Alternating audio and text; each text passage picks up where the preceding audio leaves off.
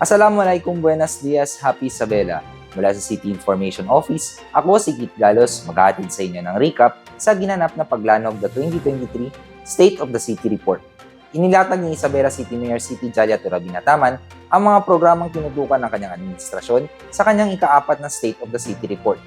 Ang detalye sa ulat ni Ayla Faye Fernandez. Nagpahayag si Isabela City Mayor Siti Jalia Turabinataman ng kanyang pananaw sa paglanog the 2023 State of the City Report noong ika-28 ng Hulyo sa Kasinahan Hotel and Resort na nagbibigay ng komprehensibo at pangkalahatang ideya ng pag-unlad ng lungsod at mga update sa iba't ibang programa ng iba't ibang sektor. Una na niyang ibinahagi ang accomplishment ng lokal na pamahalaang lungsod bilang kauna-unahang ISO 9001-2015 Certified Local Government Unit sa buong Zamboanga Peninsula. In our quest to institute public service at par with international standards, we worked hard and finally accomplished what was once thought a fever dream. Isabela City became the first and only ISO 9001-2015 certified local government unit in the entire Zamboanga Peninsula and Sulu Archipelago. Dahil dito mas pinaitim pa ang mga serbisyong hatid ng pamahalaang lungsod, kaya naman in-establish ang queuing system for frontline services na nagbigay daan upang kilalanin bilang most number of Philippine National Public Key Infrastructure registered sa buong Region 9. As the LGU, with the most number of Philippine National Public Key Infrastructure or PNPKI registered in the entire Region 9. Narito ring inilungsad ang Isabela City Barangay Affairs and Governance Office o BAGO sa hangaring ibahagi ang kaunlarang saan man sulok ng Isabela. In another first, we established the Isabela City Barangay Affairs and Governance Office as testament to our unwavering effort to lobby our barangay LGUs within the ambit of the city government, making them active collaborators in our development initiatives. Sa larangan ng kalusugan, binigyang diin ni Mayor Turabinataman ang pagsisikap na mapabuti ang mga serbisyong medikal at mga hakbangin upang matiyak na naa-access at dekalidad ang mga pangangalagang pangkalusugan para sa lahat ng residente. It is a brand of service we have carried in the realm of health, education, and well-being. The telehealth and mobile clinic and dental health services of the City Health Office has served almost 3,000 Isabeleños so far from Lampinigan to Masola through rough waves and roads. Kabilang sa nabanggit na programa ang pagbibigay ng libreng check-up at mga gamot sa pamamagitan ng telehealth, mobile clinic at dental health services. Itinayo rin ang Isabela City Clinical Laboratory para sa mga mamamayan ng lungsod. Sa sektor naman ng edukasyon, isa sa mga focus ng alkalde kung saan tinalakay ni Mayor Turabinataman ang pangako ng lungsod na paghusayin ang sistema ng edukasyon sa tulong ng mga partners mula sa iba't ibang paaralan. Bilang katuwang ng kagawaran ng edukasyon upang harapin ang suliranin na learning gap dala ng pandemya, lalong-lalo na sa pagbasa, itinaguyod ng Learning and Information for Barangay Readers Outreach ng CIO ang Sakayan Kaalaman Reading Project na sinimulan po natin sa Busay Elementary School. Sa loob lamang po ng 20 reading sessions, ay matagumpay nating naitawid ang mga struggling frustration readers na ngayon ho ay mga instructional and independent readers na. Itinaguyod ang Learning and Information for Barangay Readers Outreach ng CIO ang Sakayan Kaalaman Reading Project na tumutulong sa mga kabataan na maengganyo at matutong magbasa. Nabanggit din ang paglaan ng 2.6 million pesos mula sa Special Education Fund o SEF para sa Zipraan Regional Meet bilang suporta sa mga mag-aaral ng lungsod. Gayun din, upang suportahan ang ating mga mag-aaral, tayo ay naglaan ng 2.6 million pesos mula sa ating Special Education Fund para sa Zipraa Regional Need. Sa larangan ng turismo, sinaulog ang Sakayan Festival makalipas ang 2 taon ng pandemya. Patuloy rin ang pag-promote ng mga magagandang tourist spots gaya na lamang ng Pahali Resort, Marang-Marang Floating Cottages, at ang muling pagbubukas ng Tagima Quincentennial Historical Markers sa Fuego Fuego. Sa pag-usbong ng turismo sa lungsod, dumarami rin ang mga turista na bumisita rito.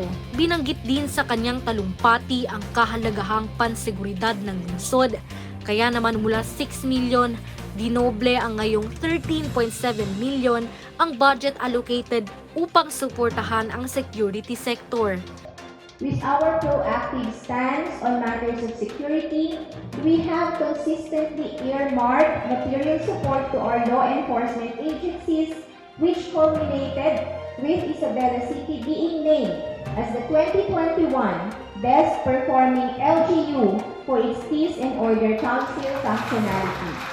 Sa sanib puwersa ng sektor ng panseguridad, ginawaran bilang 2021 Best Performing LGU for Peace and Order Council functionality ang lungsod ng Isabela. Inihayag din nito ang mga programang nakasentro sa kabutihang pangkapaligiran gaya na lamang ng construction at maintenance ng sanitary landfill sa Sitio Lantung ng Barangay Baluno at ang Rainforest Segregation Policy. Inilunsad din ang kauna-unahang Agriculture Summit na nagtipon ng mga landowners at magsasaka bilang hakbangin sa pananatili at pangangalaga ng mga likas na yaman at ang hangaring maging food independent ang lungsod.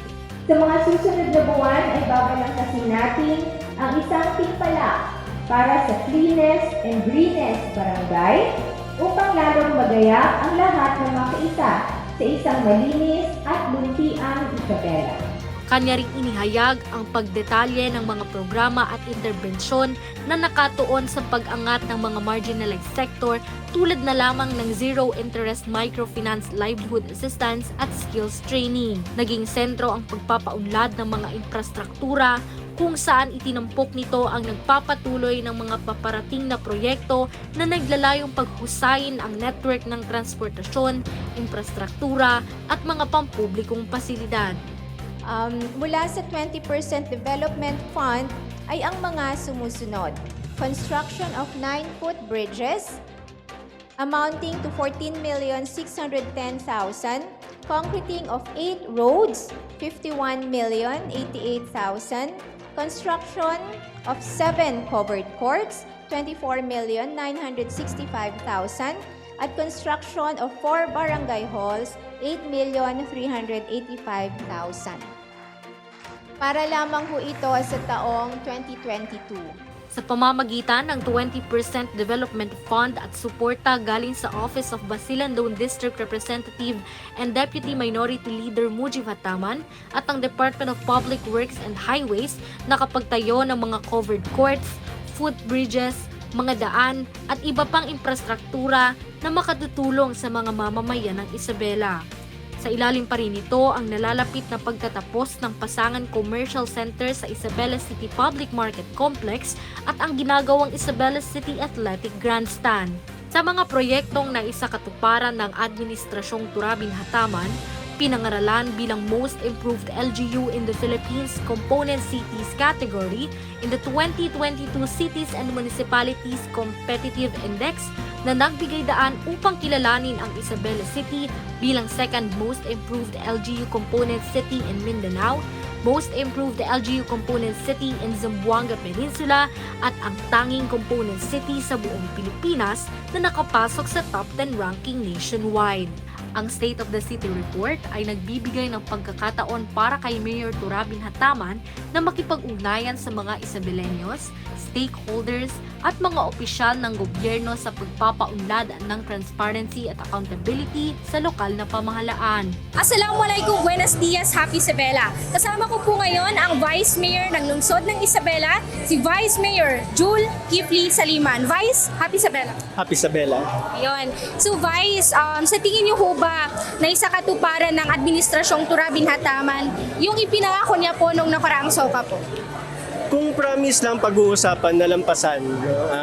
Very overwhelming yung accomplishment ng city. And amazingly, hindi lang yung pinakita kanina, ramdam na ramdam yung development sa lugar natin. Napansin natin yung index ng kahirapan bumaba. Mas marami na ngayon, less na ngayon yung nagugutom, yung economy natin nagbo-boost na ngayon. So, we look forward sa mas marami pang accomplishment natin buting Mayora.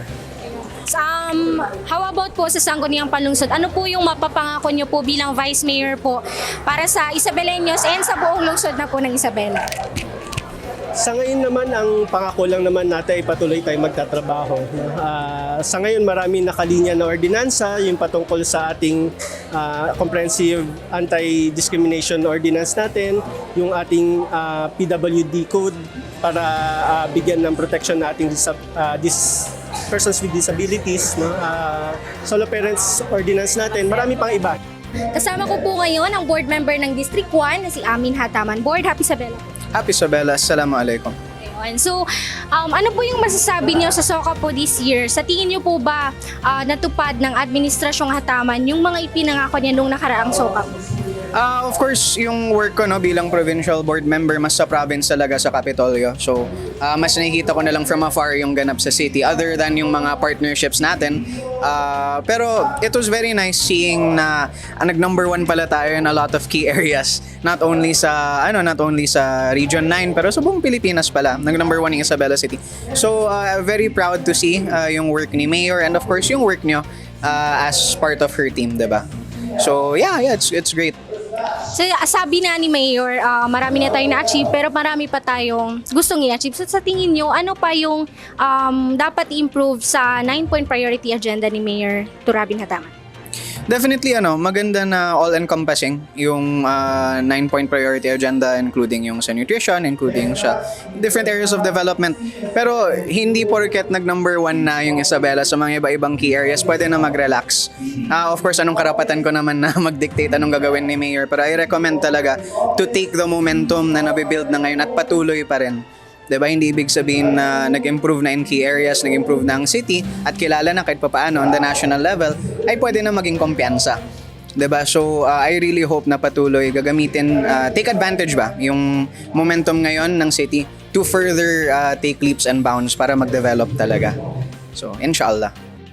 Number 1, I have to commend Isabela City for being a pioneer, a trailblazer when it comes to the field of information. Kasi I have to say, Isabela City is the first LGU to adopt the FOI policy mechanism down to its barangays.